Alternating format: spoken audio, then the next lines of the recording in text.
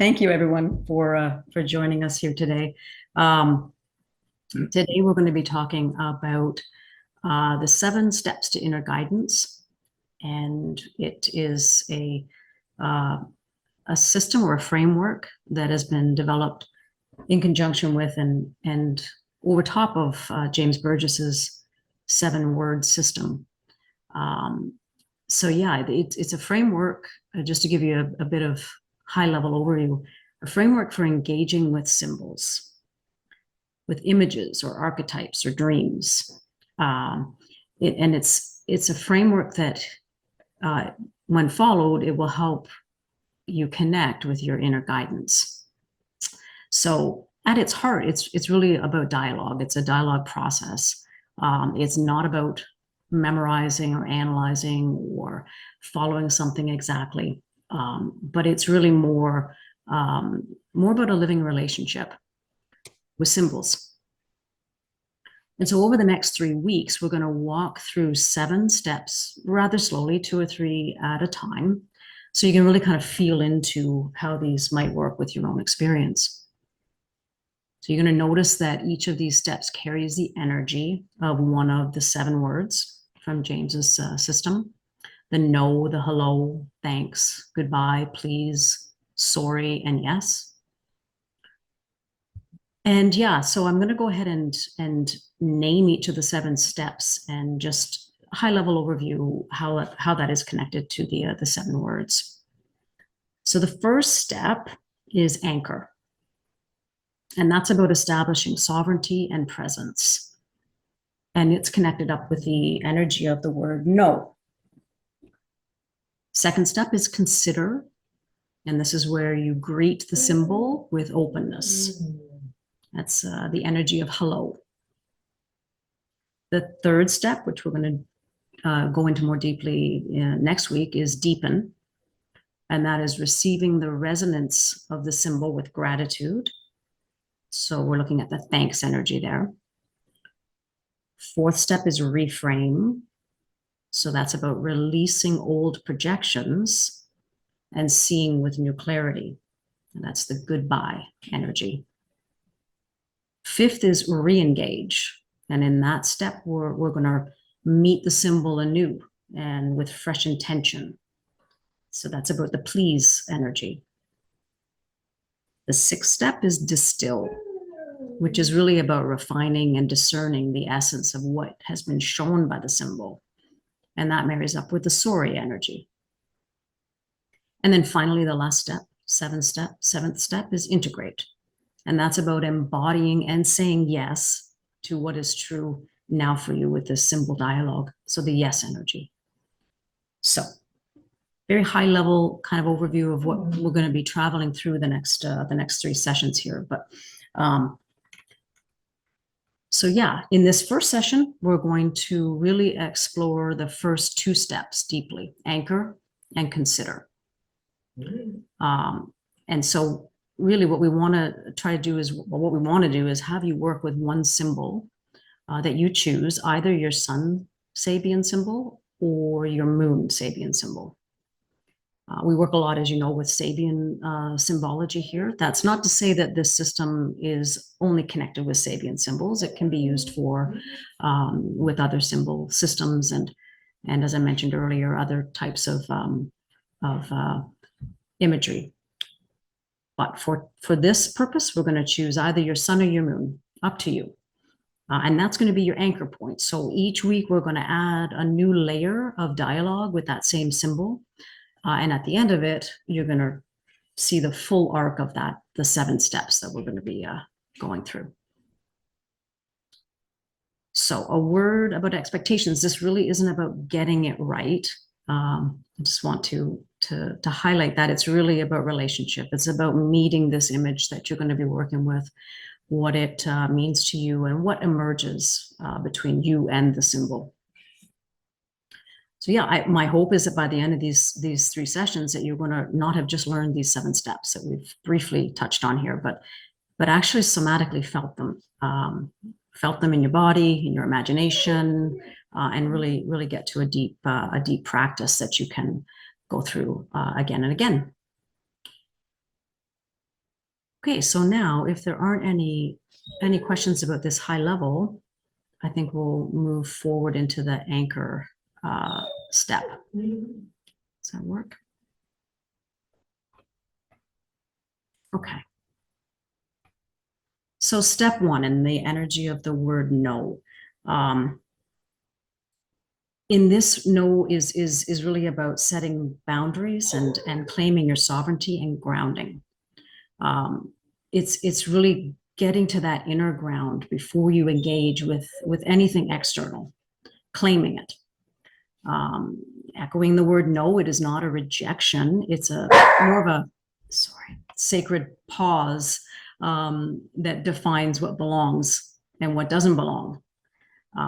It's really about alignment and agency, saying, this is my space. I'm choosing to claim this moment for myself. So if we don't go through this anchor step here, we risk being kind of swept away by the symbol's energy if we just jump into looking at it and engaging with it. We need discernment. We need to establish a clear container. And so that's what this stage is about. It's not no in the sense of resistance. It's really more about presence. So before I meet with this symbol, I meet with myself first. So it also anchoring prevents projections. We don't project what we want onto the symbol. We're very grounded in the space that we are in before moving forward. Yeah. So yeah, there's 4 keywords here that we're going to talk about with anchor. We're going to talk about the keywords grounding, essence, 3rd keyword agency, and then the 4th keyword alignment. Just give you a high level of how we're going to walk through this. So in terms of grounding, the first keyword, it's the first quality of anchoring is getting grounded. It's a very simple human thing to come back into our body. Feet on the floor, breath in and out, feeling the weight of your spine, just feeling into the space that you're occupying. So without grounding, we kind of risk floating into abstraction and chasing interpretations and chasing meaning before we have even landed, with it. So yeah, anchoring begins with this grounding. I'm here, I'm in my body, and I'm aligned. So how do we practice grounding? I'm sure that you all have different grounding practices that you do. And so it really is a flexible stage here that whatever feels right for you to get into that grounded space. But a couple of practical ways that we can talk about grounding. Body awareness is one.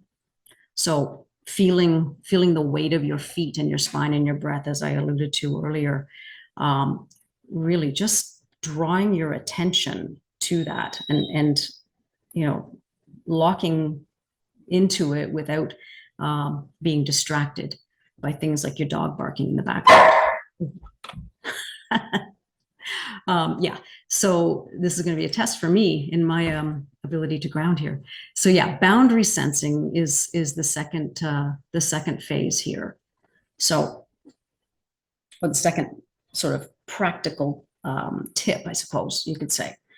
I'm not sure if any of you have done this before, but imagining like a subtle sphere around you. Okay, imagining like a bubble that's around you. That is your field. Your field goes out to that bubble, but nothing comes in. And so you're really not only feeling the body awareness, but feeling outside your body slightly, but in a way that is contained. It's like your container. So that's another practical way to get to this grounded space. And then really just acknowledging and naming, I am in my space. This belongs to me.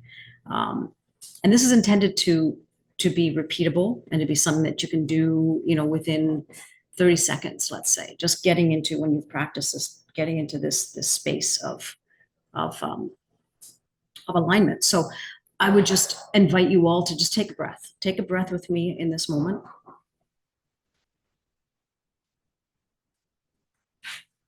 Hold, and then breathe out. And as you do that, notice where your feet are. Are they flat on the ground? Do they feel like they're connected? Where is your breath? Do you feel that the inhalation and the exhalation of your breath?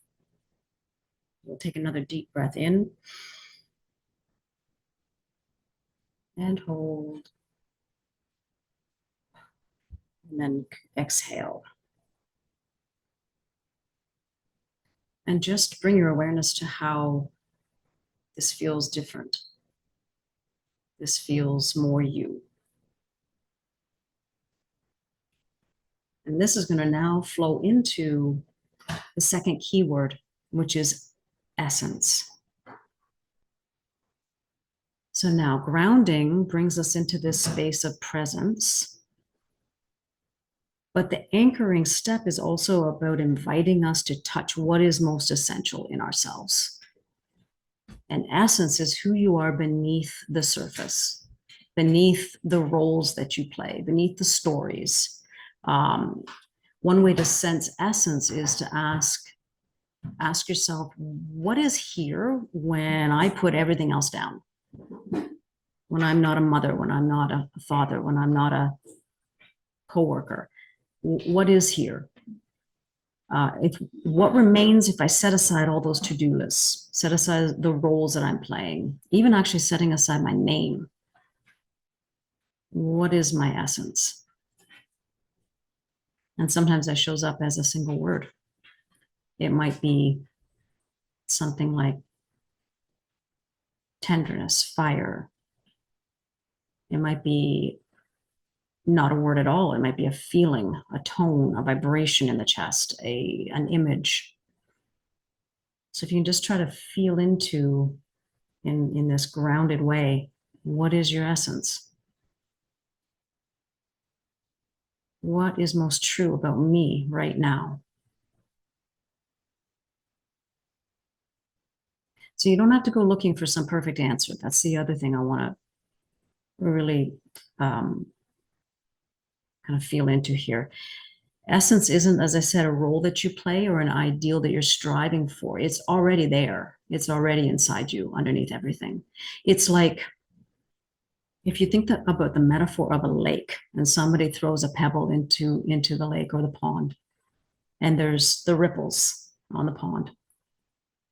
Essence is what is underneath that once that water settles down, once it becomes calm and we've grounded.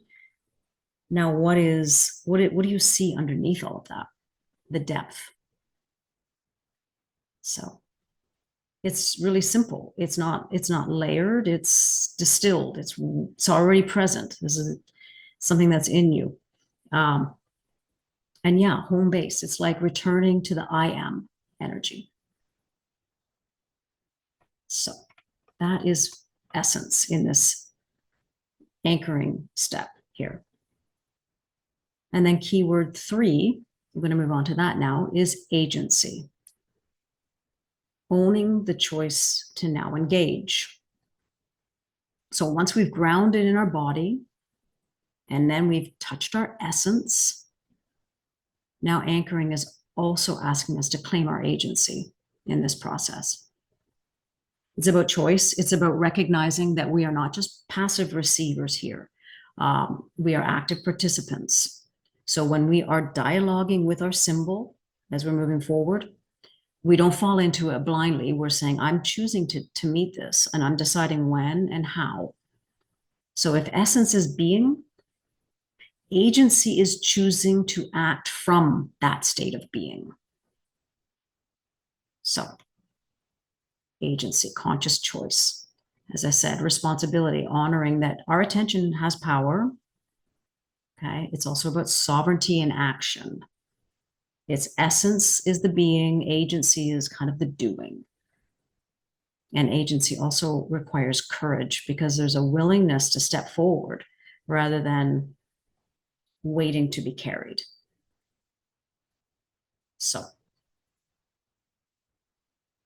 yeah, this is really an important point here, because it's keeping us from being passive, and it's again affirming. I'm choosing to meet the symbol. I'm not at its mercy.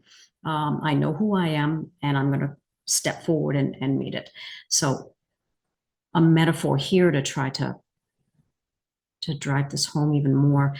Agency is the difference between being carried by the river, floating down and being carried by the river wherever it's going, versus stepping into the river with both your feet aware and grounded and ready to meet what's coming.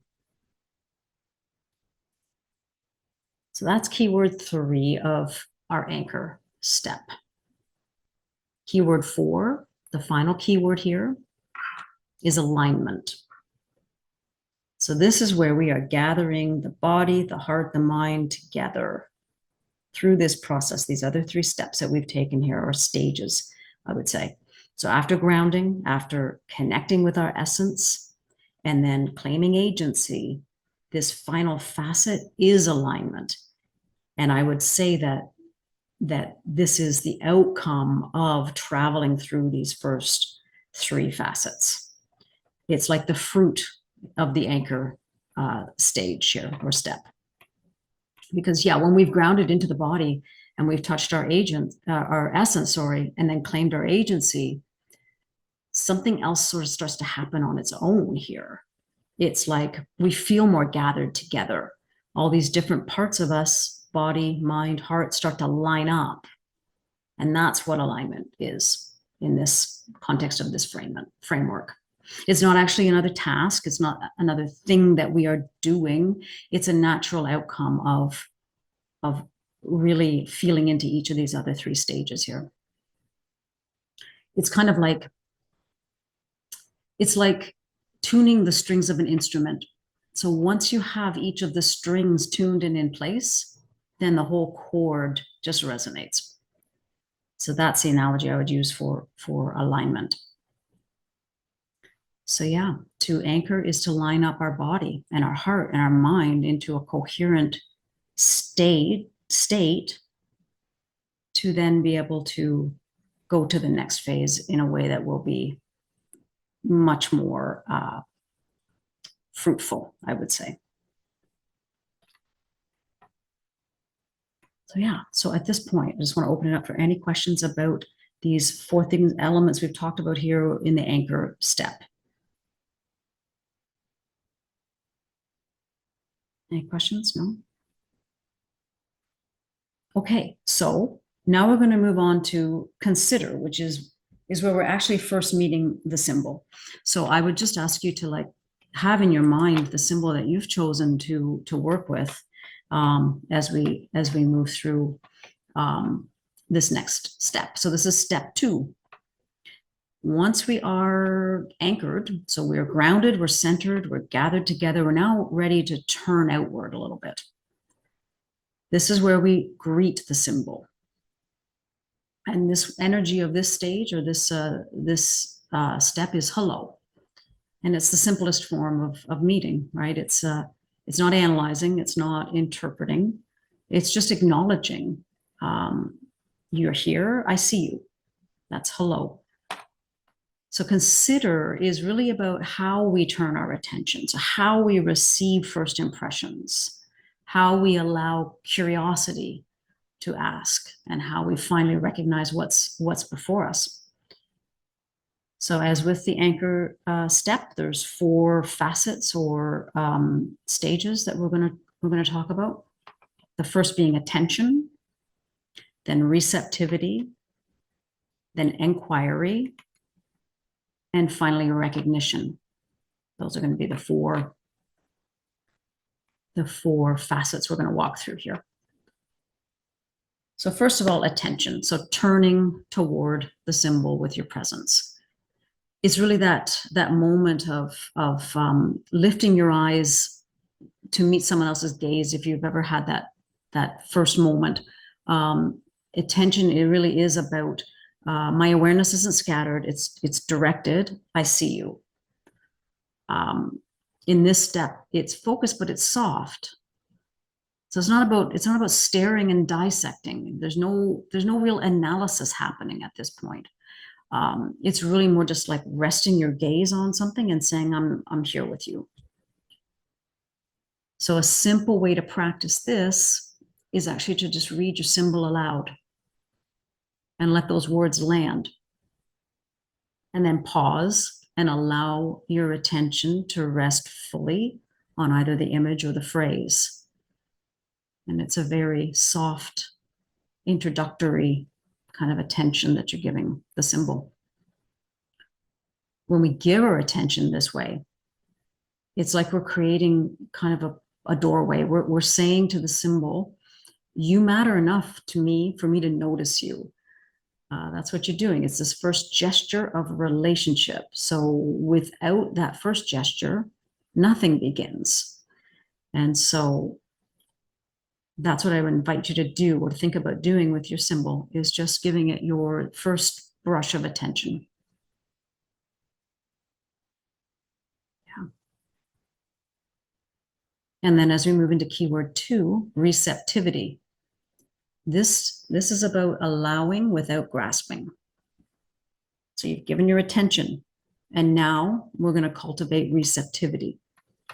It means being open, but you don't reach yet for explaining or controlling. You just let the symbol show itself. Okay, think of it like holding out an open palm instead of grabbing and closing it and taking. Or think of it like listening to a piece of music without even thinking about what genre that music belongs to. You're just receptive to it. So we're not asking yet what the symbol means here at all. We're just simply letting it show itself. So in this stage, the practice is really simple. Read your symbol once more, then pause and notice if something rises up. An image, maybe a feeling, a body sensation, or maybe nothing. It's just the first encounter. So receptivity is also about trust. It's about trusting that the symbol has its own way of speaking. And if you make enough space, something's going to arrive. So we soften, we open, and we allow the symbol to speak its own language. So we're now in receptive mode. Now we're at the third keyword, inquiry. And this is about curiosity without demand. So it isn't interrogation, but it's gentle curiosity, a wondering. So now we let some questions rise up. Okay, we don't force answers, but it's like when you meet somebody leaning in and just saying, who are you? What do you want me to see? It's like leaning in to hear more of what somebody is saying to you in a gentle way. So the analogy I would say here is, think of sitting with a friend, someone that you know. You may not know them deeply, but you're saying to them, tell me about yourself. Tell me about your day. There's no pressure, but just warmth and genuine interest. That's it.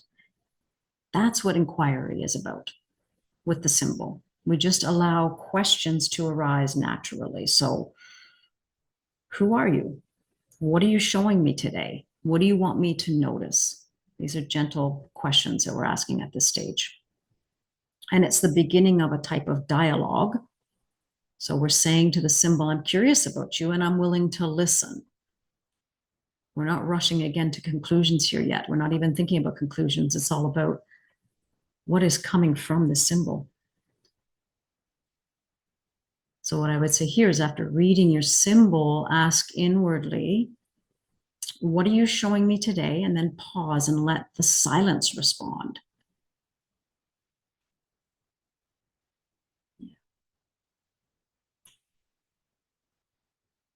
And now we're going to move on to the fourth and final keyword, of the consider step, and it's recognition. Here we are now acknowledging what is given.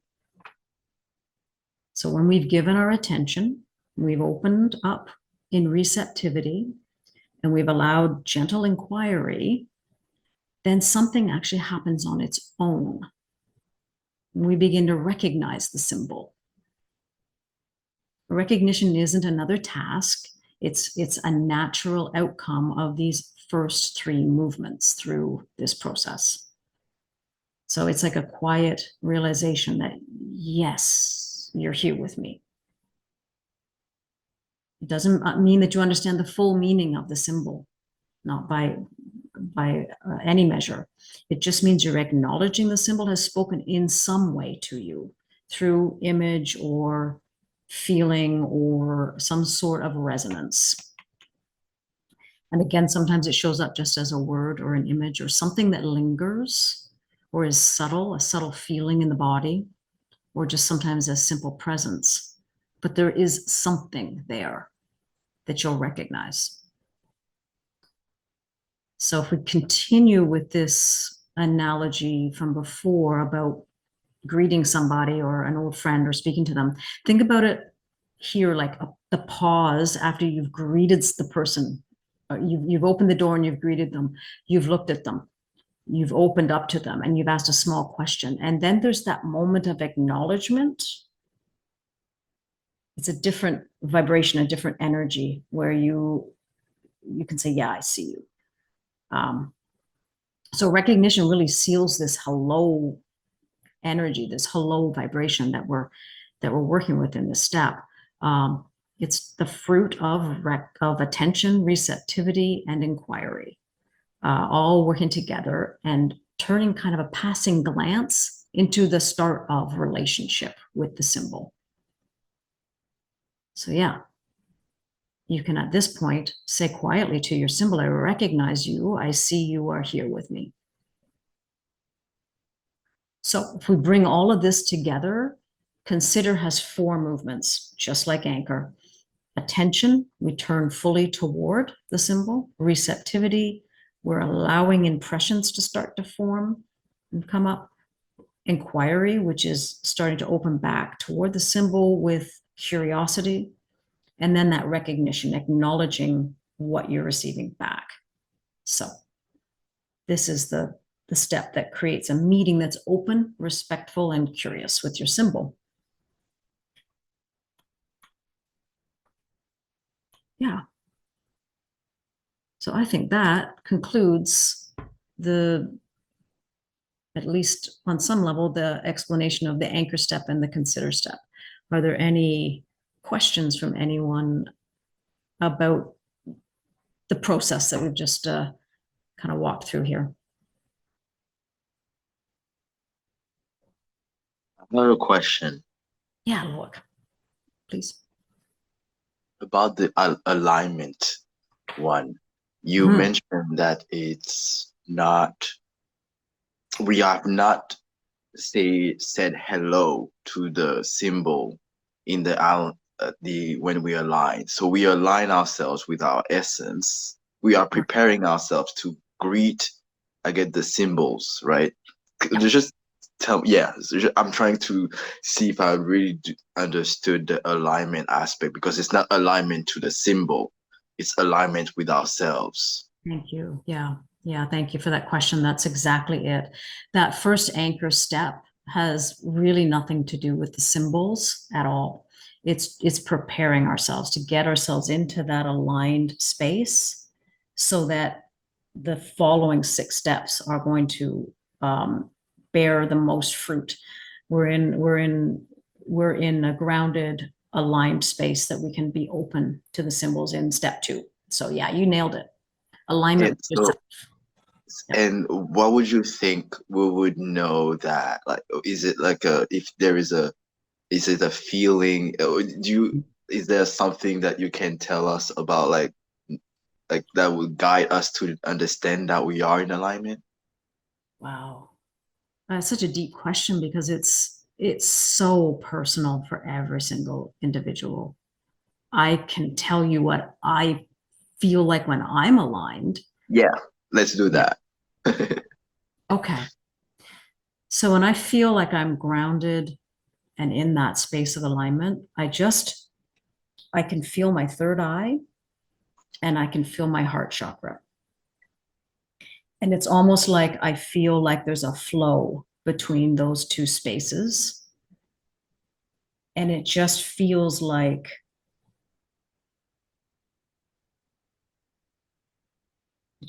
I'm whole Okay. for me.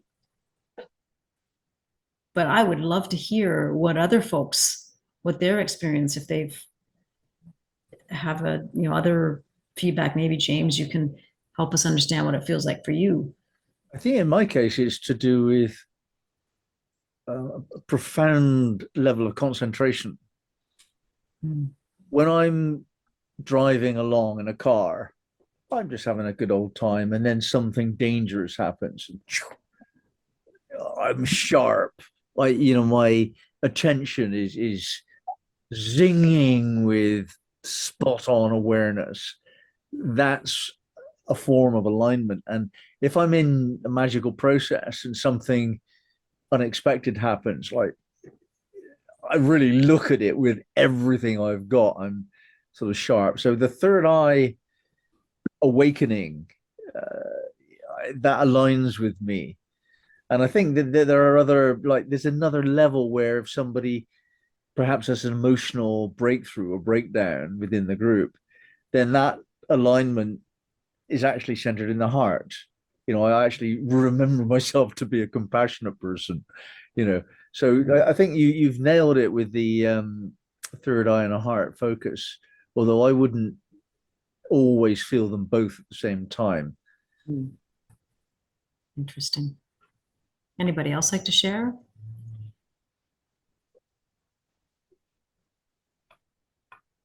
Okay.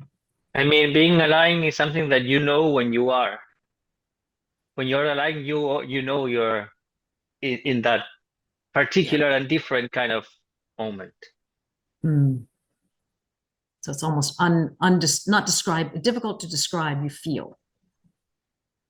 Yeah. So where do you feel it, Santiago?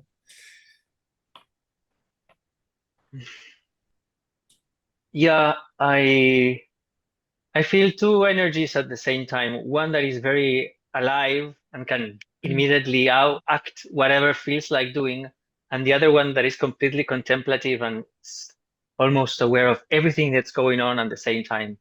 And they have like a dialogue. That's how I feel it.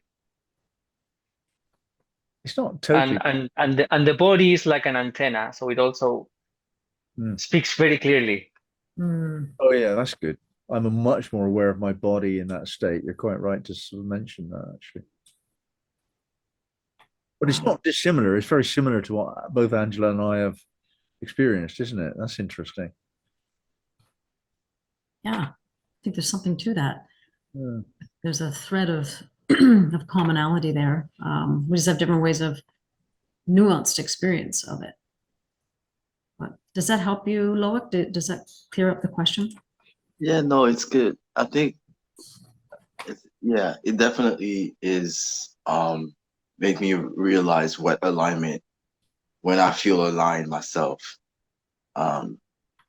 So yeah, I like that. And for me, alignment there is something that is happening in my voice when I feel aligned.